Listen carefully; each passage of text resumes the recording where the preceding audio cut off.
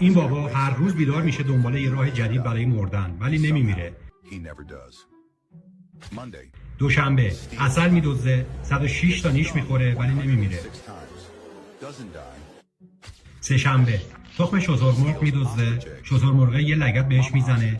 یادت باشه یه لگد شترمرغ میتونه یه کفتار رو بکشه ولی اون نه، زنده میمونه. چهارشنبه از درخت میره بالا، میفته پایین، باز نمیمیره.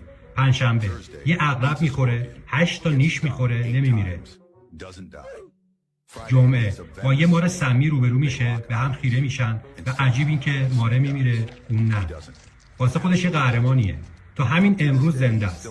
تا وقتی با یه گله سگ وحشی روبرو میشه. حالا اون شده شکار، پس قراره بمیره؟ بذاری اینجوری بهت بگم. سگ‌های وحشی دقت جراحی دارن و 80% موفقیت در شکار. فکر می‌کنی آخر خطشه؟ نه، اشتباه می‌کنی. براش فقط یه روز دیگه است. پوست گورکن به اندازه تاندون سفت یه استیک سفت و جویدنیه. ضخیم، لاستیکی و اونقدر شله که حتی وقتی گازش میگیرن میپیچه و میچرخه. برای سگ‌ها مثل اینه که دارن یه تایر روغنی رو میجوئن. انقدر گاز میگیرن تا از تصمیمات زندگیشون پشیمون شن.